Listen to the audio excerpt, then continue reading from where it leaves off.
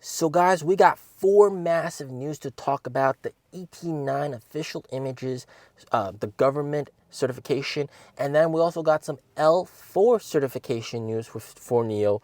We got deliveries, and then we also got NIO takeout. What the hell is that? All right, each one of these news are very juicy. All right, so we got to talk about all of them. First of all, the ET9 official government registration photos have been published.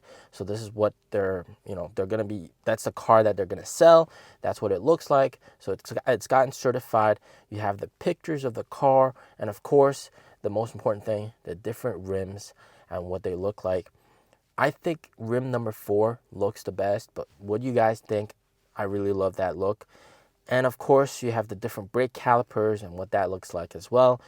So very, very nice. The car's coming very soon in Q1 of next year. So just in about 3-4 months, you're going to see deliveries of ET9 start. Next, we have insurance registrations. NIO had from October 7th to October 13th, 4,700 insurance registrations. Pretty respectable, pretty good, on track. So 4,700, if you multiply that by 4, that's roughly gets you around almost 20,000. All right, so we're on track for another month of 20,000 plus deliveries. Very, very nice. Of course, beating the likes of Xiaomi and Xpeng in terms of deliveries, weekly deliveries, but lower than Zeekr, because the Zeekr has the Zeekr 7X, which has been delivering like crazy. The Zeekr was 5,500. Obviously, Envo's not on this list because the weekly deliveries, weekly insurance registrations haven't surpassed 2,500 to be on this list. And I'm sure if Envo and NIO were counted in together, it would be higher than Zeekr, most likely. So that's just something to take in mind. But very soon we're gonna see Envo on this list, maybe in the next few months once deliveries start ramping up. So I think this is pretty respectable, and of course, compared to gasoline companies, beating out Lexus, beating out Volvo in terms of deliveries. So NIO is doing fantastic here in China in terms of the registration front, in terms of deliveries. Very strong momentum. Okay, next one. This is pretty good. This is L4 certification. All right. So let me explain this a little bit. So you see NIO has 3 arrows. Some of the other guys have 2 arrows, and then the bottom 3 have no arrows. So let's start from the bottom. The bottom 3 guys, which includes Li Auto and Tesla, these guys have no permission to test L3 on any road here in China or any city here in China. Absolutely no permission to do L3 testing. Okay? And then the next tier, number 2 to number 7, these guys have permission to test L3 in one specific city here in China. So that means they can do L3 testing, but only in one city. Only in one city. You can't go out of this city for L3 testing. Okay, so that is okay. Number 1, of course, NIO with 3 arrows. They have L3 and L4 testing permission in every city here in China. So every single city, they can test out their L4 driving or L3 driving, which is just tremendous, and it shows how ahead NIO is in terms of the autonomous driving aspect. Even though in actual testing, in my personal honest opinion, there still might be some work that needs to be done to the software tweaking, especially when it comes to trying to overtake vehicles.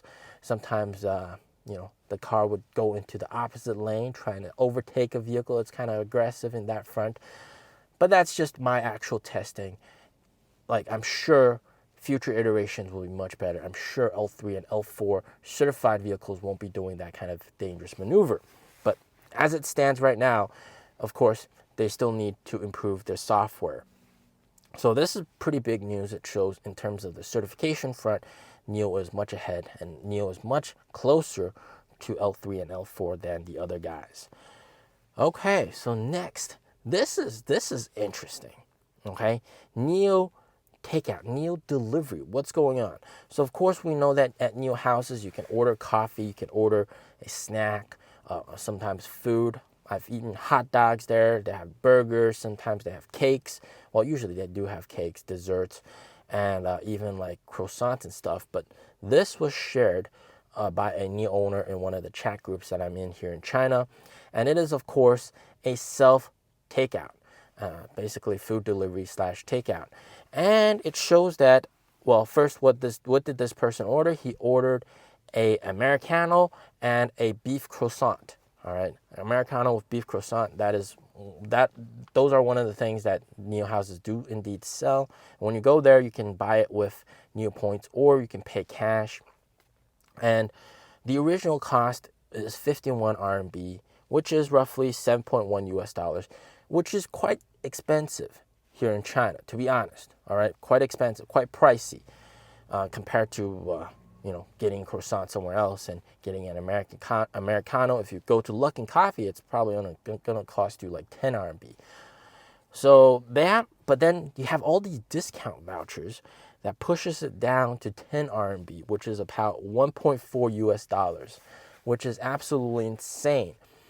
1.4 US dollars for Americano and a beef croissant because of all these discount vouchers. And this is part of the deflation thing that I'm talking about. Everything is subsidized here in China. I mean, they got vouchers for everything, even for like NIO house food stuff. I mean, this is nuts. So what are the discounts for this? Of course, the food itself is being discounted. All right, they have a special discount for that. And then you have a seller's discount, which is from NIO themselves. They have a special voucher for that. And then you have the Meituan voucher, which is sort of like Uber Eats voucher, a general voucher that you can use for everything. So all these combined, you can get your food item extremely, extremely cheap. Of course, amongst NIO owners, we were like, holy crap, this is amazing, man. We're not, like, when we go to the NIO house next time, we're not going to spend money or use our NIO points. We're going to order our food that way to get our food items much cheaper, basically a self-takeout.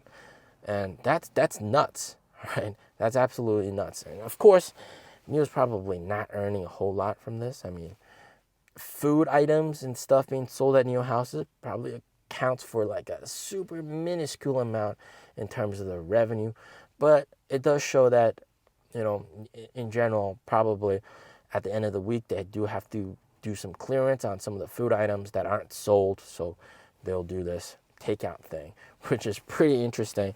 And of course, extra money is extra money, and food going to waste is not good.